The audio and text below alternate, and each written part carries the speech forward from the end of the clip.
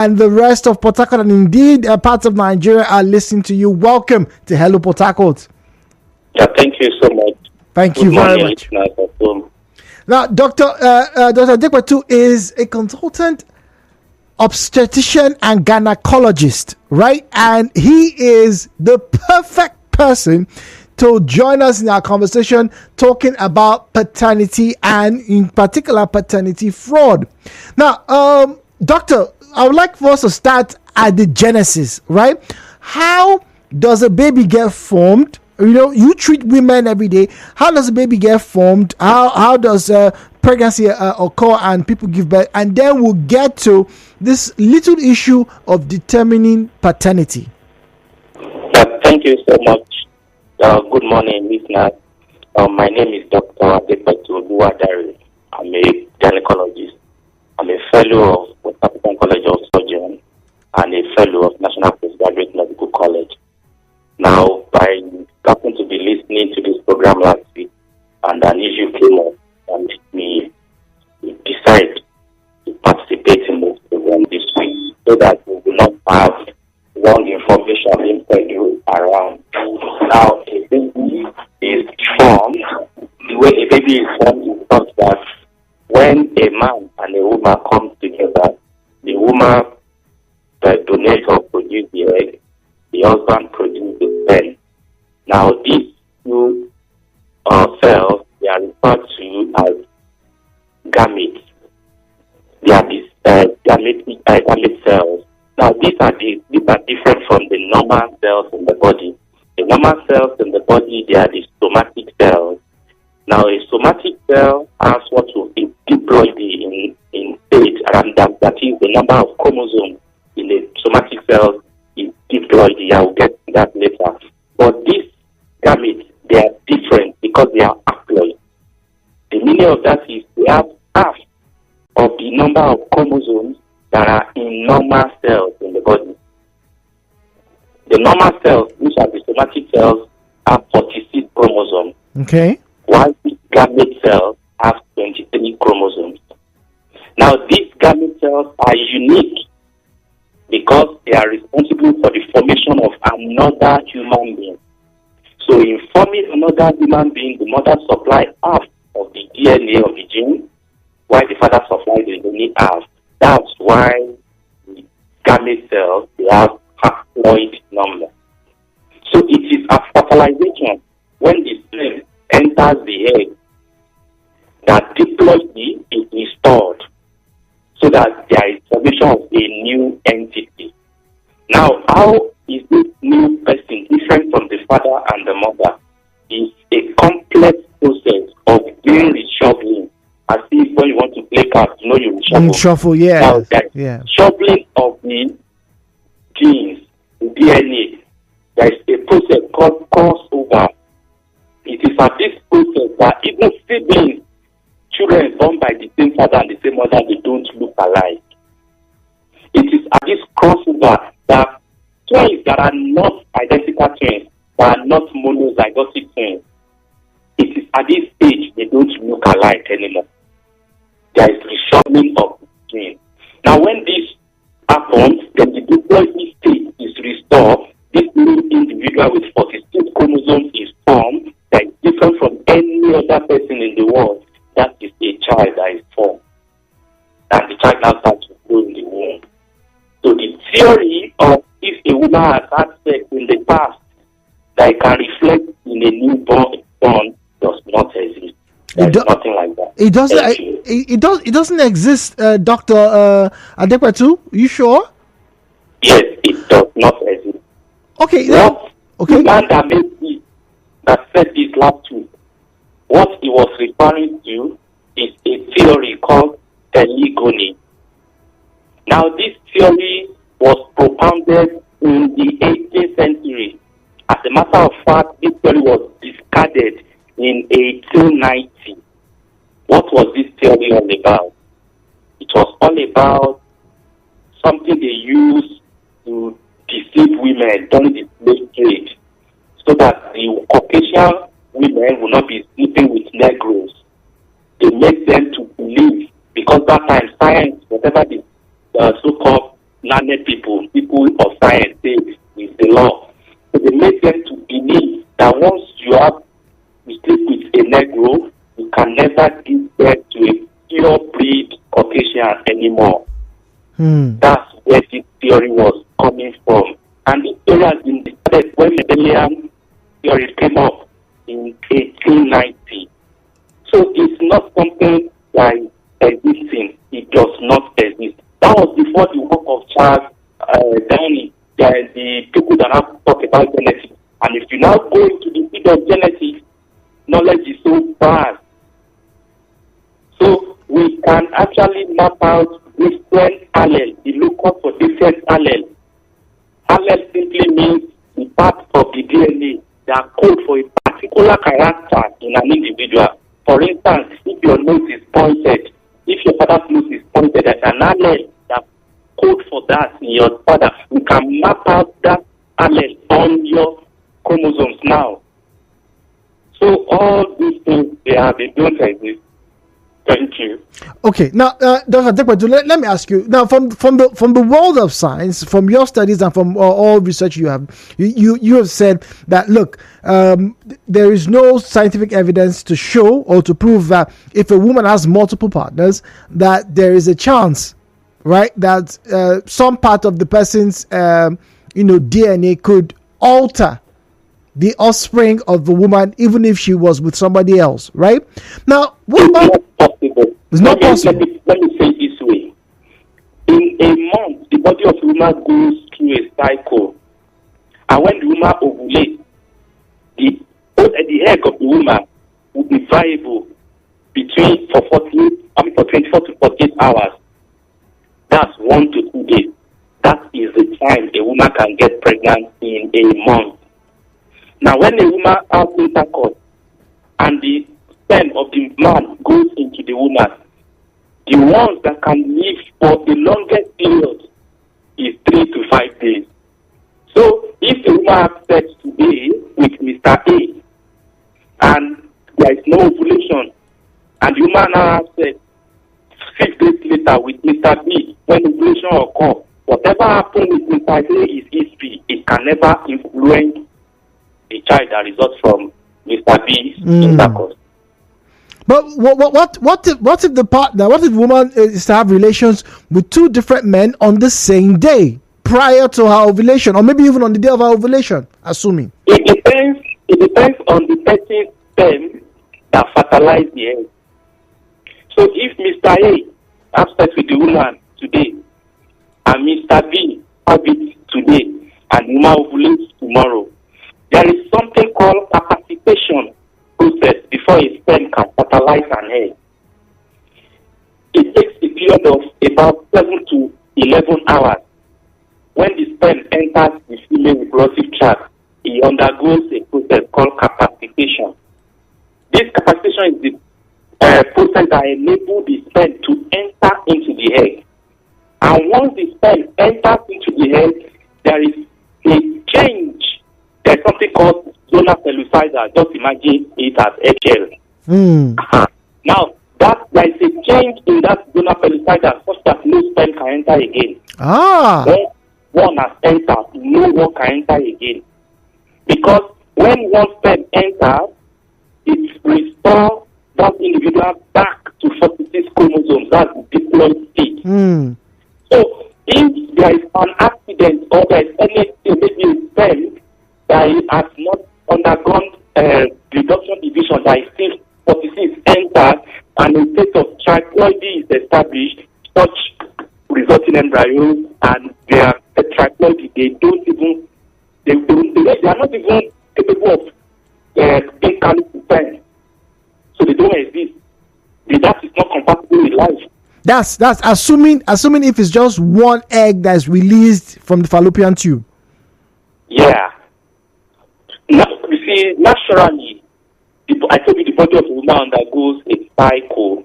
Every month there is a cycle. Now, the body of the woman is designed such that at the beginning of the month, the brain sends a signal to the ovary. The ovary is the store for the egg. Now, a group of eggs are recruited for that month, and they start to undergo the development. By day 6 of the cycle, that's the 6 from the day she starts to see blood, the brain selects one of those eggs. The brain usually recruits between 10 and 40, depending on the age of the woman. Now, the brain selects one, start to make that one grow and kill the rest. Oh. So the woman is designed to produce one egg every in a month. That's okay. why most of the time they give birth to one baby. But at times, 2 eggs may develop. That's when you have dizygotic twins. Okay, all right. Two are identical. Thank you. Okay, all right. Dr. Thank you very much. Now, before we go on the break, I believe we have about 2 or 3 minutes. I want you to answer this question. So when we come back, we'll open the phone line so people can share with us or ask questions about the myths of paternity tests. Now, this last one is about behaviors. Some people have said that, this pikin, you know they do like in papa. They do like you get one man when the mama they follow before maybe the father doesn't smoke, maybe the father doesn't drink, maybe the father doesn't play the guitar, but they have a child who apparently is expressing some traits that neither of them have. How would you explain this, sir? Thank you so much. You see, there's something called nature and nurture. Now, the nature is decided by your DNA, your genetic makeup. Now, the nurture, that depends on the environment where you are raised. Okay. Let me cite an example for you. If a woman delivers 2 boys now, this morning, 2 boys, twins, monozygotic twins, meaning they are coming from the same egg. And they almost the same thing. Now, you carry one of these boys to Kano, and you raise the other one in Port Harcourt. In 10 years, I bet you have 2 completely different individuals. Okay. So there is something called nurture, the environmental influence on your DNA.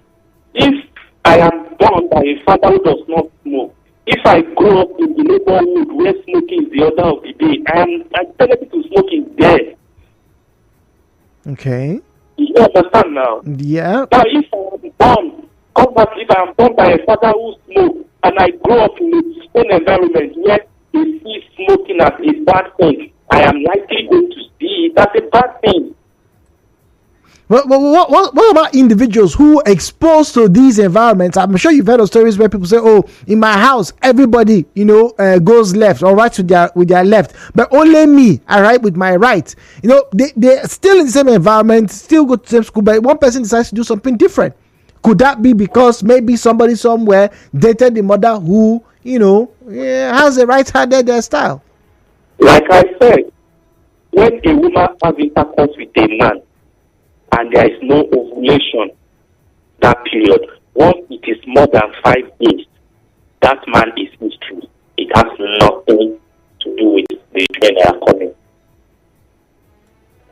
Okay, all right. So, Dr. Adekpatu, we are going to go on a quick break. We'll get back to you shortly, and then we'll open the phone line so that we can have the audience, the listeners, ask you their own questions about paternity and determination of who the father is. Maybe that's really our final question for you to answer, and then we'll hear what they've heard about paternity fraud. All right, my name is Jude. Dr. Adekpatu is my guest. We'll be getting to him right after the break. So start sending your questions to 0809 030 6416.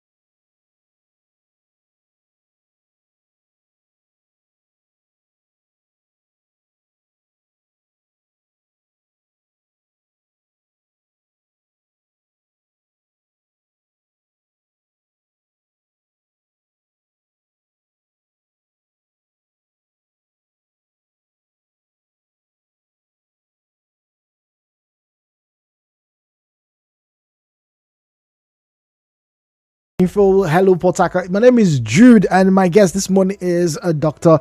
Adekpetu. This morning, we're talking about paternity fraud, and we're looking at the myths surrounding them. What are the stories that you've heard of how babies are born? How can individuals look like another man? Well, they claim it's another man's son. All these kind of questions. We want to help analyze them and address them. Now, the big one from last week, Dr. Adekpetu has, I believe, addressed them. Talking about the theory that, if a woman has multiple partners, there is a possibility that the offspring she may have from her immediate partner may carry traits from the other or previous partners. He has disproved that, or at least he said that is not exactly true. No, he said it's not true. It's not even exactly true. It's not true. All right, but now there are some other issues that we would like to address. First and foremost, how does paternity determination work? Now, let's get to my guest this morning. Dr. Adekpetu, good morning to you. Good morning. All right, thank you once again for joining us. Now, the very first question I have here, and I was going to ask you, says, good morning, Jude. Please, how have the doctor explained how they determine if a child belongs to a man? What exactly do they check for? Is there something you can explain very briefly, in the lamest of layman terms? Yes, thank you so much. I'm going to try and break it down the way everybody can think about it. Various tests we do, they are right there before we get to do anything. All label, they are tests. There are no tests. They are no tests that can this man is the father of this man. All the tests can exclude a particular man cannot be, this man cannot be, that cannot be. Sometimes, if there are two men around the bed for the child, as more as long you can exclude one. If you might say for O positive, that three groups is that you are O, A, or B. B, okay. Or AB. Or AB, okay. If the woman is O, for instance, and the father A or is A, and the other father is B. Now, a child that belongs to Mr. A by blood group A, if the mother is O, that child can either be O or A. So if that child comes out and is A, you can say, okay, the child may belong to Mr. A by blood group A. But if the child comes out to be B, you can say Mr. A can never be the father because the mother is O. Do you understand now? So, diagnosis of paternity is diagnosis of exclusion. The same way we can go to genotype. Okay. There's genotype AA, there's genotype AS, there's genotype SS, there are some people that are SC. Now, if the father is AA and the mother is AA, their child can never be AS. So if the child is coming from such union and the child is AS, then we need to look for the father. We need to look for the... Okay. Exactly. So paternity test is a case of exclusion. We can say this man can never be the father of this child. But we cannot say this man is the father. Even DNA test is either 0 or 99% chances.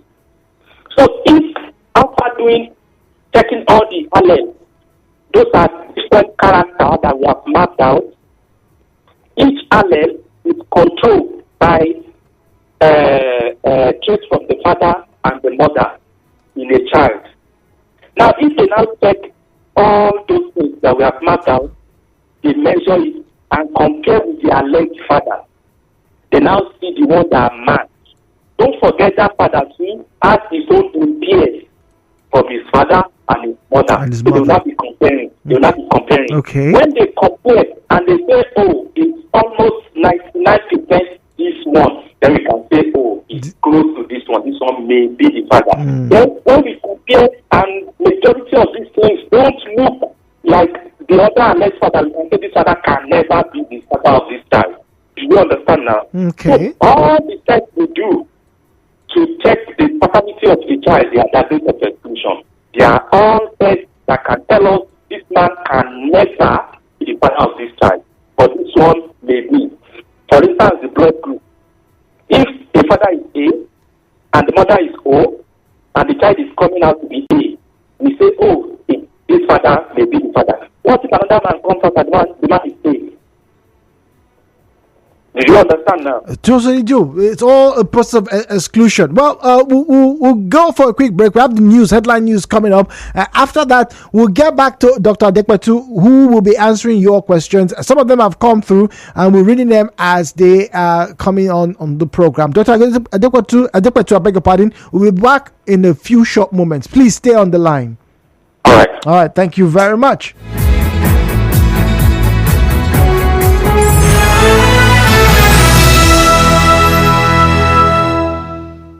Headline news, Nigeria in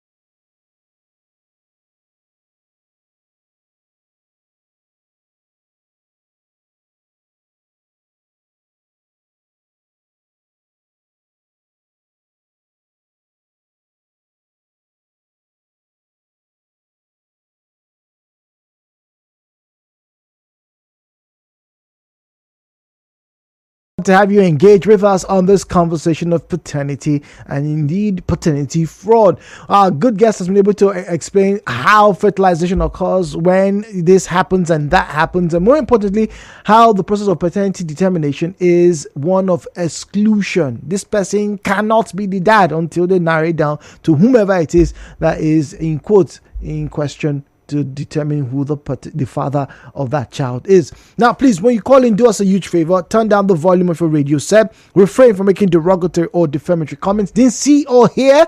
Please do not make unsubstantiated and unverified claims. And very importantly, keep your comments civil. The views and opinions shared on this program do not represent the position of Nigeria Info FM. Nigeria Info, let's talk.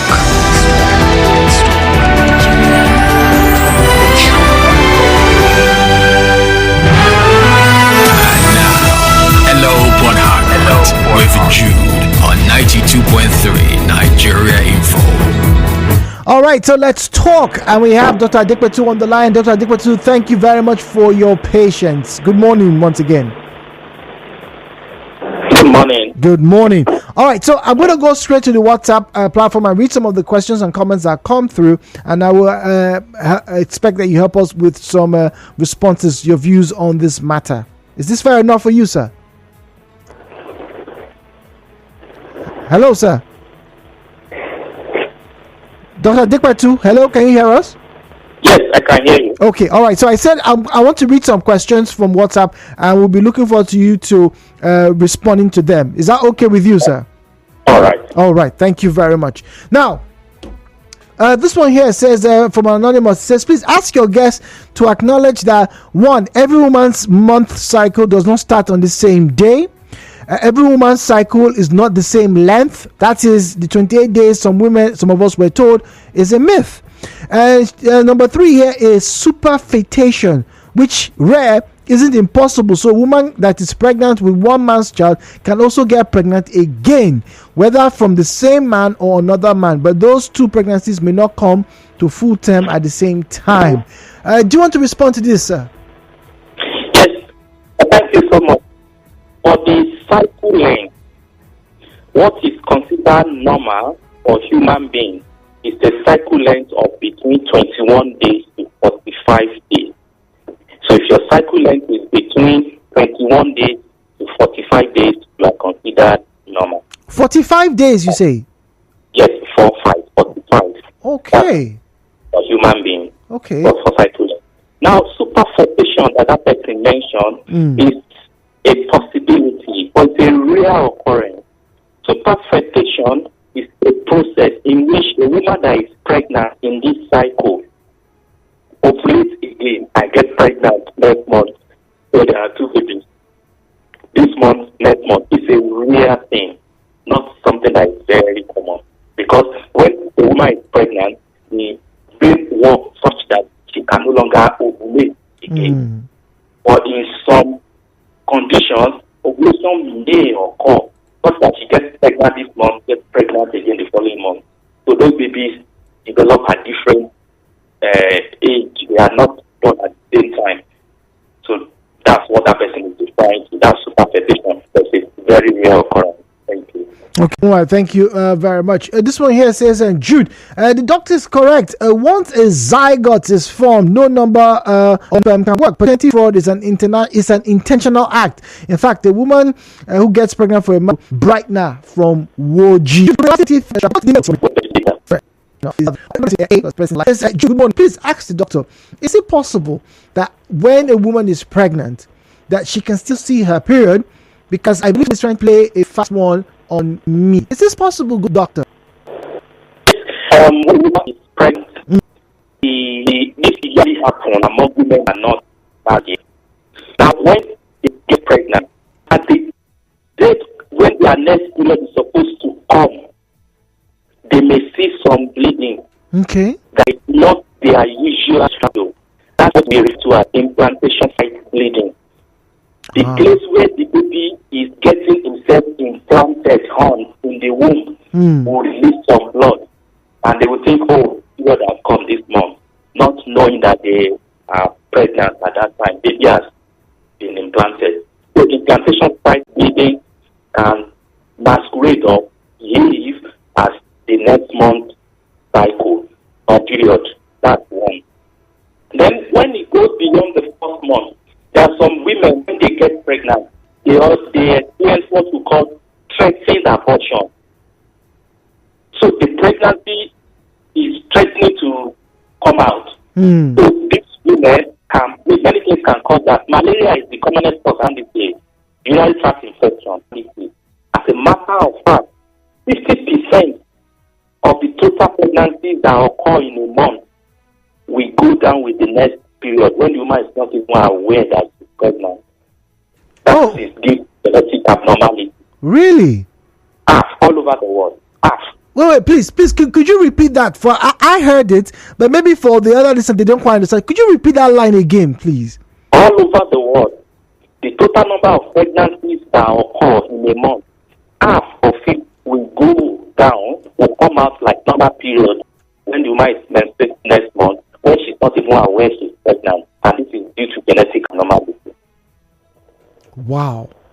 So that's another thing that can cause bleeding early in pregnancy. It is not period they are saying. It is either threatening abortion, genetic abnormal baby that is threatening to come out, or implantation site bleeding, or another cause of bleeding early in pregnancy could be malaria, urinary tract infection. All these things are the common causes of threatening abortion.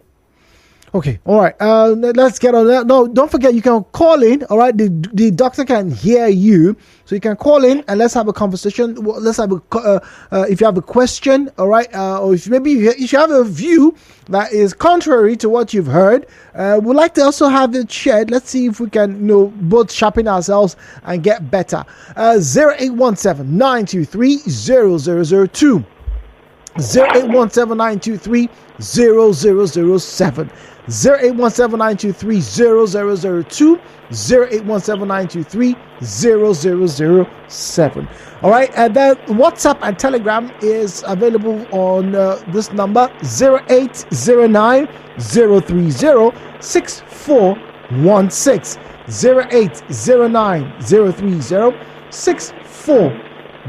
0809-030-6416. All right. Now, my question is, please, doctor, Is it possible for a woman to miss her period for 4 months without being pregnant?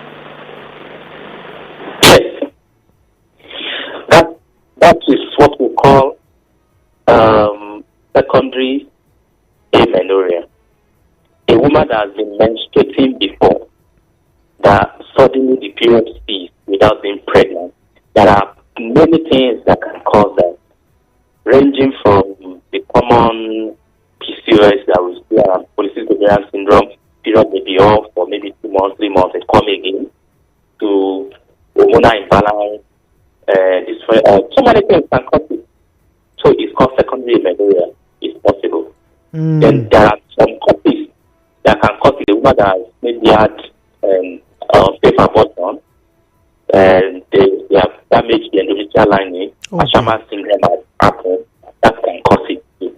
So it's possible. We call it secondary amenorrhea. Okay, all right. Thank you very much, Doctor. All right, now another question here. This one here is from James. James is asking, Jude, please ask the doctor, when can paternity test be done? Is it right after the baby is born, or do we have to wait for a few months or years before paternity test can be done? Doctor, over to you. To do paternity test, there are different types.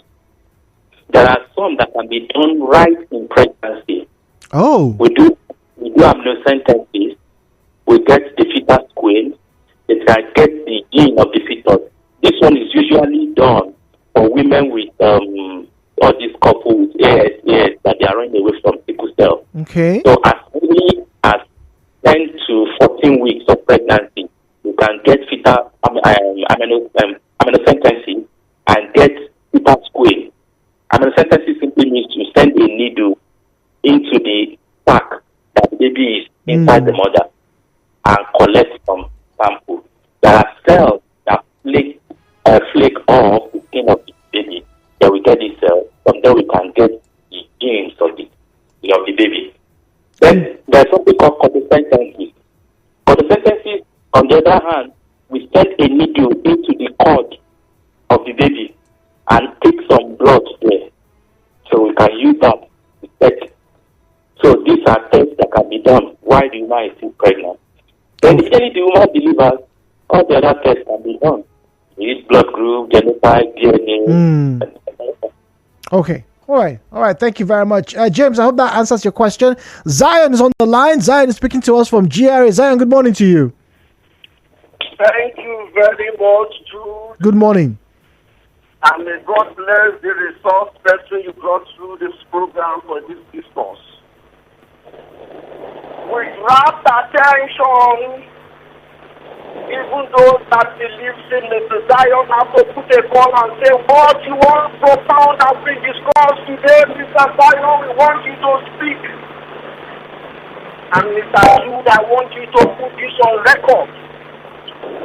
I still stand on my postulation. Before man and God. In 2010, a white baby was given birth to from a black baby. Okay. But the woman, she a new photo with blonde hair and blue eyes. The parents are black. Both parents are black. This is facts and figures. Sir, for the ancestry, none of them were from the white background. And a doctor from the Chicago Hospital, Maryland Hospital in Chicago, said that this baby is not an albino. The baby is not an albino. So how come black parents they give birth to white skin?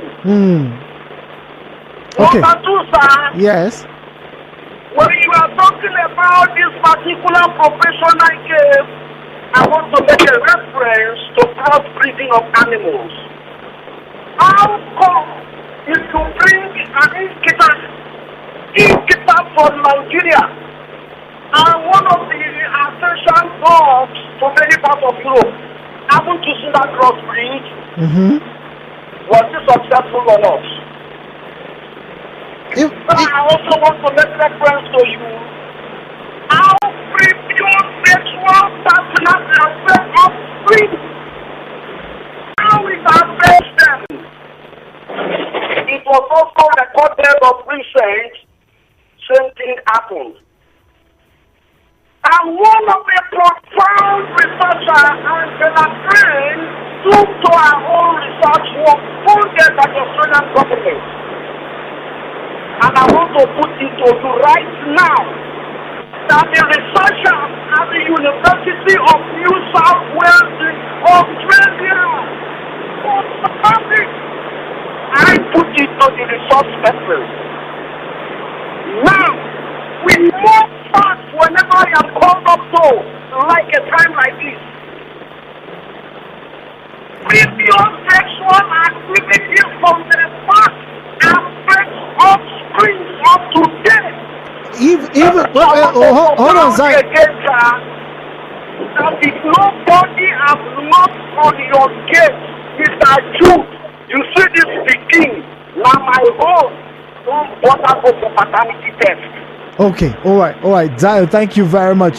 Dr. Adekwetu, that was a lot to swallow. I was actually struggling to hear you. Yeah, okay, all right. So I'll start with the first two, and we'll narrow it down to the last bit. Now, the first one, he said, in 2010, a black couple gave birth to a white baby, a Caucasian baby with curly blonde hair. Now, I went online, and there's a report on NBC News. There's even one on the New York Post. All right, that carried that story. In fact, as I'm reading it, I actually remember following this story. You know, that's what call it a trait that is appearing in the generation that is not in the immediate past generation. Then what we need to do is to go into higher generation. There are traits. Before a trait will occur in a child, it's either this trait is a dominant trait or a recessive trait. When a trait is a dominant trait, don't forget I told you alleles occur in pairs. So when a trait is a dominant trait, whether it is this trait that is in the two alleles, it will manifest. Let's take for instance now, look at capital letter A and small letter A. Yes. Let's use that to represent pointed nose. So when there is capital letter A, there is pointed nose. When there is small letter A, there is flat nose. Now, if capital letter A is pointed nose is dominant trait, if it occurs as capital, the nose of the child will be pointed.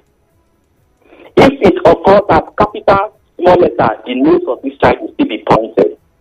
The nose will only be flat when the area occurs small, yes. Now, if there is a father that has carried a Caucasian gene in his trait, maybe his father has done something, whatever, the higher generation now, such that the father of this Caucasian baby now is capital A, small a, and is appearing black because the black is a dominant character. Now the mother too, the same thing has happened to her, and the mother is capital A, small a, and she's appearing black because the black gene is dominant. If they now have a child that now carry the two small a from them, the child will be white. So there are traits that can skip one generation or even two generations before it manifests. Okay. These traits are usually a recessive condition. All right. So that's what can explain that. All right. So to that caller and to anybody who has similar questions, let me also state that in front of me here, the computer says back in 2008, a set of twins, one black, one white, was born to a German couple. Interestingly, the mother is black and the father is white. So that explains what the doctor has just given to us. The alleles were expressed in dominant and in recessive nature. That's why you have one black and one white. All right. Now, we don't have enough time here. I need to get to read comments. Text from Oigbo says, the proponents of insinuations we often refer to as that child inherited the bad character of a former sexual partner is not attributed to spiritual matters. So DNA test is not going to detect it. How come it's only bad character that they always inherit? So if true, when did our grandparents say this pikin thief e dey in blood, in papa been the thief when he's small? Our grandparents, right? Doctor, Hello? did you hear the message I just read out? No. Can you go back again? Okay, basically, text from Oigbe is asking, how come it's usually bad traits that people say get to be transmitted when a person has multiple characters? That he's had stuff like, oh, this speaking are thief, in papa too not thief, but how come the good traits don't get to be, in quotes, transmitted by DNA? That is not very correct. I have answered that before, that there is nature and there nurture. is nurture. That somebody is stealing, somebody is smoking, these are things that are environmental influenced. There is no DNA that code for smoking. There's no DNA that codes for. On the other hand, contrary to what this man has, in the new generation, they usually, like the way nature selects what is better for the new generation. If a man and a woman are married, if the woman has higher IQ than the man, all the children would take the IQ of the mother. Oh. That's why the new generation, they are usually better than the old generation. Oh. That's why. Oh. Then to further shed light on what we are saying here concerning this contamination by former sexual partners, which is not true. Let your audience, let them Google Telegony. Telegony. Telegony. Please repeat. Please repeat. That this man is trying to explain. It doesn't exist. It's a theory that was discarded in 1890. Just Google it.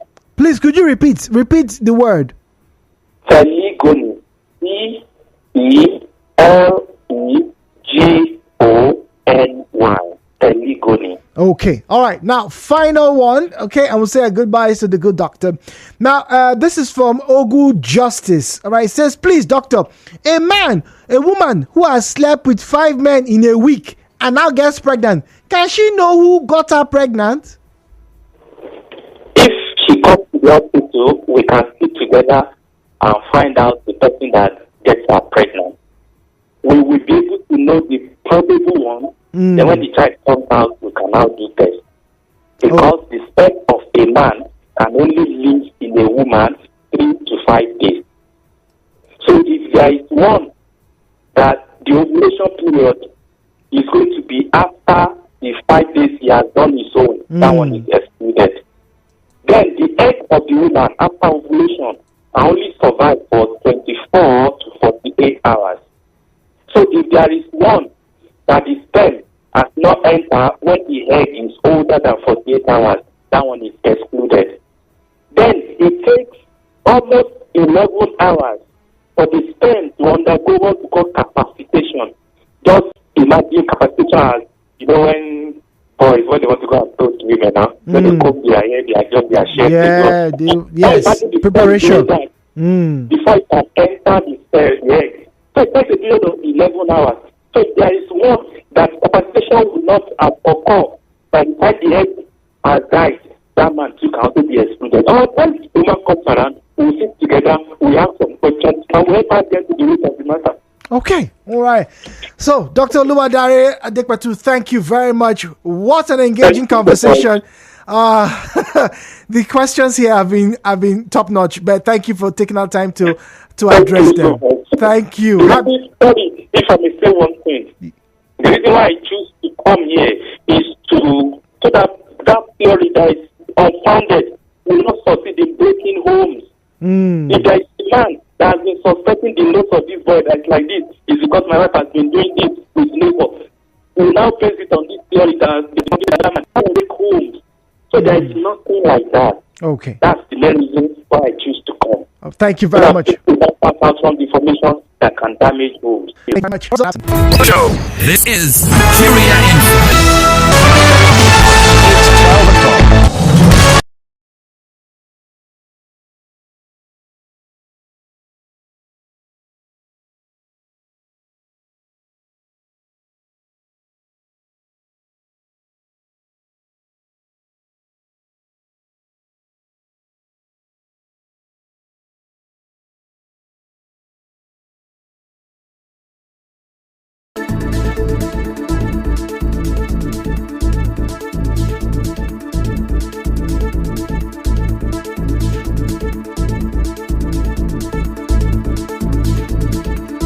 Good afternoon. It's Tuesday, April 2nd, 2024. Peace is a path to the prosperity of a nation. Let peace reign. On the news this afternoon, former Governor Nyesom Wike admits frosty relationship with Peter Odili.